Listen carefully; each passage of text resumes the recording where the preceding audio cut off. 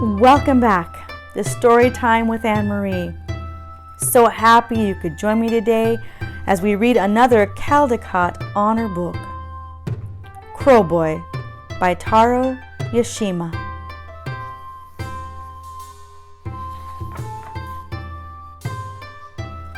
Crow Boy.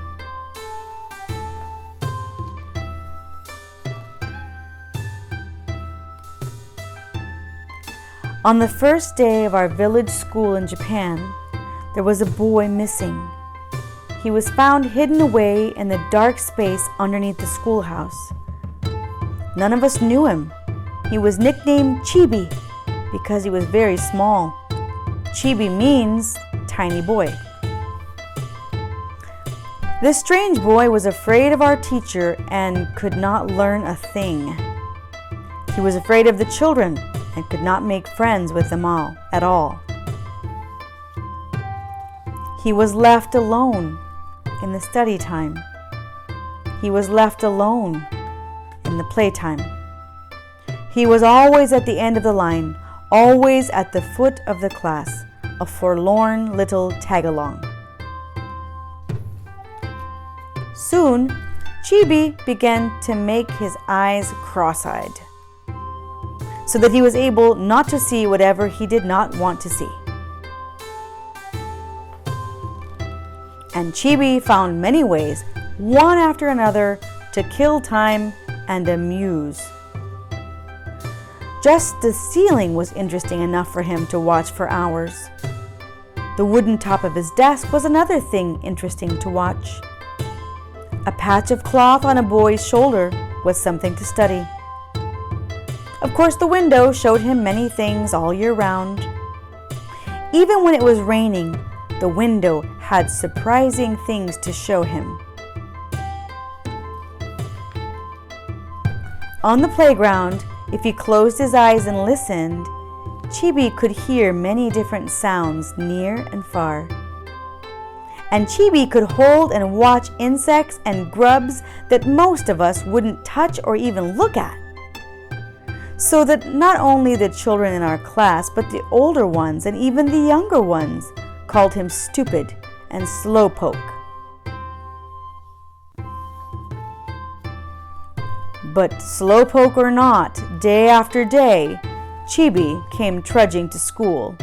He always carried the same lunch, a rice ball wrapped in a radish leaf. Even when it rained or stormed, he still came trudging along, wrapped in a raincoat made from dried zebra grass. And so day by day, 5 years went by, and we were in the 6th grade, the last class in the school. Our new teacher was Mr. Isobe. He was a friendly man with a kind smile. Mr. Isobe took his class to the hilltop behind the school. He was pleased to learn that Chibi knew all the places where the wild grapes and wild potatoes grew. He was amazed to find out how much Chibi knew about all the flowers in our class garden. He liked Chibi's black and white drawings and tacked them up on the wall to be admired. He liked Chibi's own handwriting, which no one but Chibi could read, and he tacked that up on the wall. And he often spent time talking with Chibi when no one was around.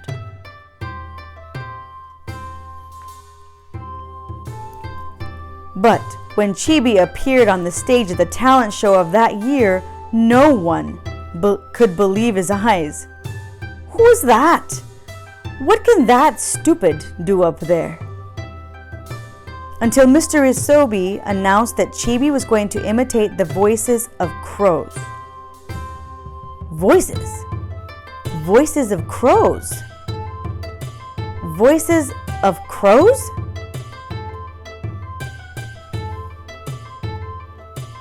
Voices of crows. First, he imitated the voices of newly hatched crows. And he made the mother crow's voice. Then he imitated the father crow's voice. He showed how crows cry early in the morning. He showed how crows cry when the village people have some unhappy accident. He showed how crows call when they are happy and gay. Everybody's mind was taken to the far mountainside from which Chibi probably came to the school. At the end, to imitate a crow on an old tree, Chibi made very special sounds deep down in his throat. Quote, quote. Now everybody could imagine exactly the far and lonely place where Chibi lived with his family.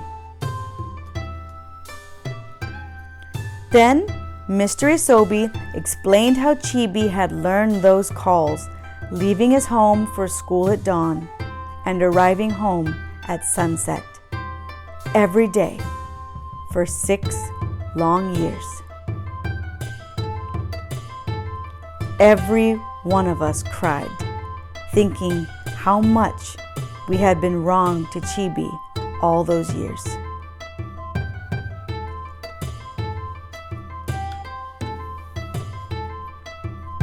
Even grown-ups wiped their eyes, saying, "Yes, yes, he is wonderful."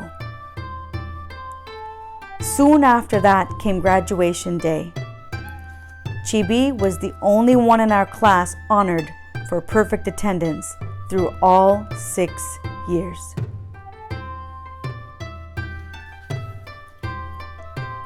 After school was over, the big boys would often have work to do in the village for their families.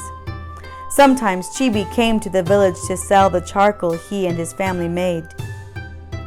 But nobody called him Chibi anymore. We all called him Crow Boy. "Hi, Crow Boy!"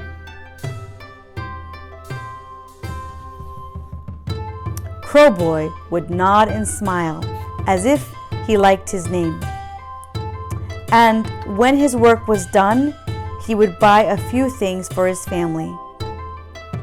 Then he would set off for his home on the far side of the mountain, stretching his growing shoulders proudly like a grown-up man. And from around the turn of the mountain road would come a crow call, the happy one.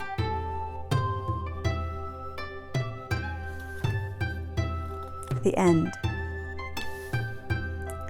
What an amazing story. The author Taro Yashima studied art at the Imperial Art Academy of Tokyo and at the Art Students League in New York City. Yashima's books have received many honors, including 3 Caldecott Honor Awards for Crow Boy, Umbrella, and Seashore Story. Still a popular book today, Crow Boy was also awarded the Child Study Association of America Well Met Children's Book Award. And I can see why. I do hope you enjoyed that story, Crow Boy. And if you did, and to hear more Caldecott Honor books, please click subscribe and join me at Storytime with Anne Marie.